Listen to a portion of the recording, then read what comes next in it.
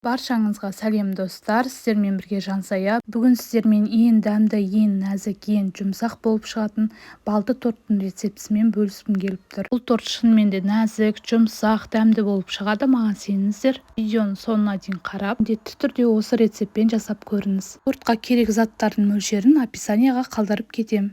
Алдымен қамырын дайындап аламыз. Ол үшін 2 жұмыртқаға қантты салып, венчикпен жақсылап араластырып аламыз. Енді сары май қосамыз. Сары май міндетті түрде бөлме температурасында болу керек. Ерітілген немесе қатып тұрған сары майды қоспаймыз. Жақсылап араластырып, енді 2 ас қасық бал қосамыз.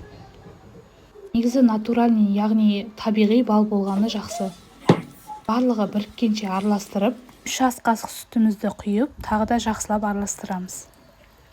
Дайын болған қамырымызды қайнап тұрған суға саламыз. Яғни водяной баняға қоямыз. Қантымыз, майымыз барлығы еріп, бір консистенция болғанша араластырамыз.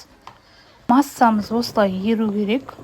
Шай қасық пищевая содаға уксус қосып, жақсылап араластырамыз. Дайын болған қамырымызға міндетті түрде електен өткен ұнды қосасыздар. Осы ең маңызды сәт болып табылады. Ұнды көп қоспаңыздар.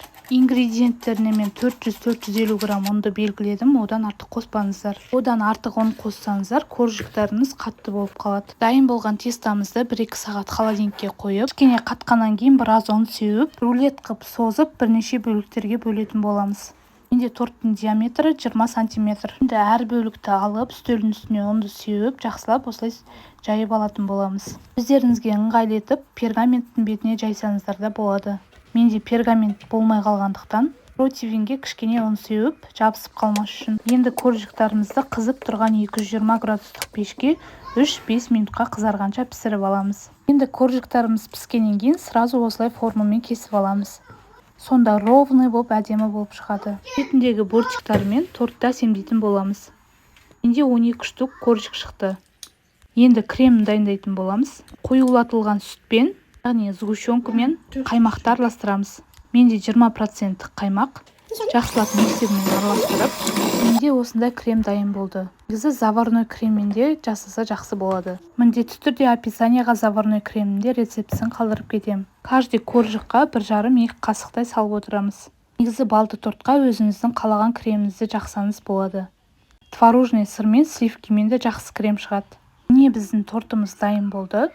Енді жаңағы артық қалған коржиктарымызбен тортымызды әсемдеп шығамыз. Ол үшін блендермен, болмаса оқтаудың көмегімен салафанға салып үгітіп аламыз. Өзіңіздің фантазияңызға қарай әсемдесеңіз болады. Міне тортымыз дайын болды. Енді 1-2 сағатқа холодильникке қойып қойсаңыздар, крем сіңіп дәмді болады. Осы рецептпен міндетті түрде жасап көріңіздер.